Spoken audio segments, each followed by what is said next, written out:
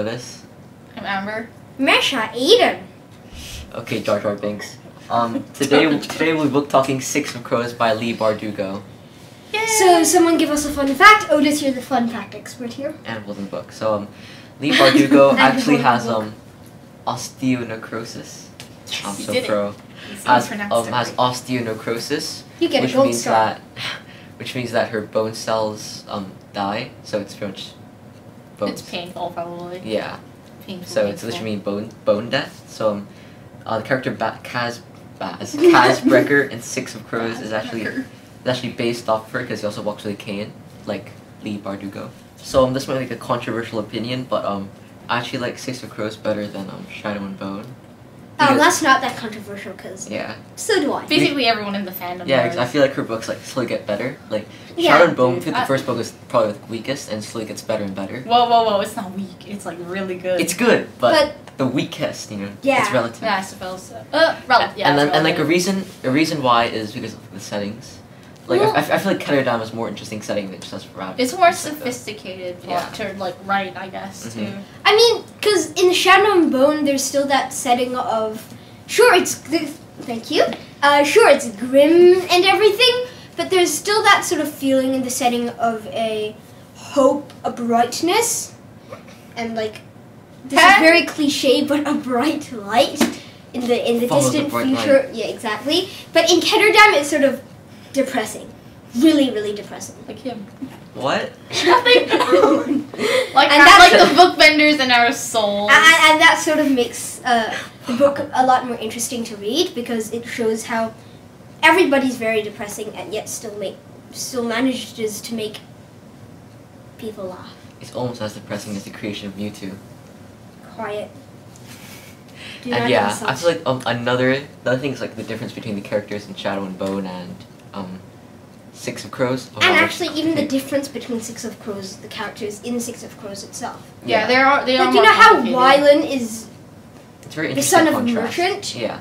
And he was abused, but then he still grew up in a privileged area. Yeah, like all of them are kind of different. They're like almost the same, but they're also very, very different. They're same kindred souls, but they have different kindred souls. Different pasts. Yeah, so like that would probably that would probably be that would be a lot harder to write compared to other ones, compared to Shadow and Bone. Yes. Just like Alina Starkov and that's it. And another contrast is like Matthias. He's like very depressing like you. No, he's very wait. He's very no, how do you explain this? Like, he's very He's very feared and yes. No, he aligns to the rules. And that's very unlike pretty much the rest of the characters in Six of Crows. Well, apart from Wylan. Yeah. Maybe. To be honest, I just realized something. Explosives, but Six of Crows. Most of the Six of Crows characters can fit into Star Wars characters. Like C-3PO is Wylan, because he always worries about stuff, and he's very scared. And I guess so. At the start, he was. And then Jesper is Han Solo because they're both gunslingers, and they're cocky and brash.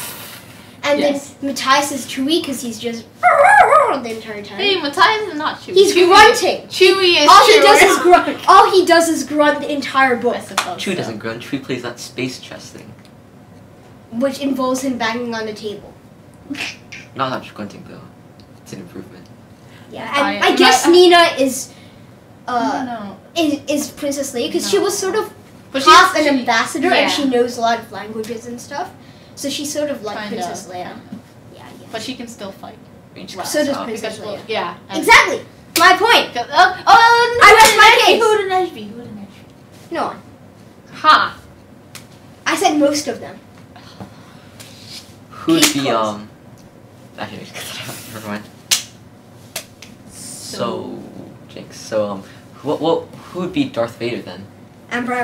Anyway, I think Darth Vader would be 𝒂𝐫𝒄𝒅 and Luke would be Kaz. Yes, because Kaz doesn't like 𝒂𝐫𝒄𝒅 because he killed Kaz's brother, Geordi. Well, indirectly. So indirectly, but still. And sort of the same thing happened with Luke and Darth Vader. Apart from Luke, I am your father. Oh, so I see that. Yeah. Doesn't mean 𝒂𝐫𝒄𝒅 is Kaz's father. Well, you could. No, Kaz's father died in a farming incident. You could go like really far and just get to the point where you say he kind of was like a father in that one week of conning them. Well, he did sort of shape Kaz into what he is today. He did play a huge part in. So he's like a spiritual father. Dude. Spiritual. Oh my god. Okay, fine. sure. He's like a non. He's like the non. He's not his father. Yeah, he's not. Case closed. Goodbye. So I think it's really cool how the author dedicated each chapter to a different person, like a different character in the book. Like each chapter focuses on someone else. Yeah. Yeah, like, and I feel like the really interesting. Yeah, so I'm like I feel like the really interesting thing is how, like, I guess contrary to some beliefs, is that like the character development in here, like how Leigh Bardugo showed how each character was feeling, or how each character, I guess, how their own experience impact the way they perceive the world, even if like each experience is not exactly the same, but even if the experience they're having is the same, how they experience it is different. Yeah, like how how they react mind, to like mentally and like physically. Yeah. So like I guess it's that thing that a third person perspective actually helps with character development, and it can be really good for character development because how aware are you of yourself? Like, would you like go around walking and be like, I'm a selfish person or something? I don't know, right? Like, you wouldn't like on a regular basis be like, I don't know, doing a fight scene and thinking about like, I don't know, your perception of the world or something. Yeah. Right? And I feel like this isn't really like a new and like a new revolutionary thing. It's been done with a lot of good books, like for example, Heroes of Olympus. It's like writing from like different characters' perspectives, and I think it really does add like a depth to like the books and the character development. Yeah. Yeah, like I want to add, like, even if it's been done like a million times or something, hyperbole. Probably actually. Just like Leigh Bardugo does it really well, I feel. Cool. Like compared to other ones. So yeah. Yay! Okay, we're good. Cool.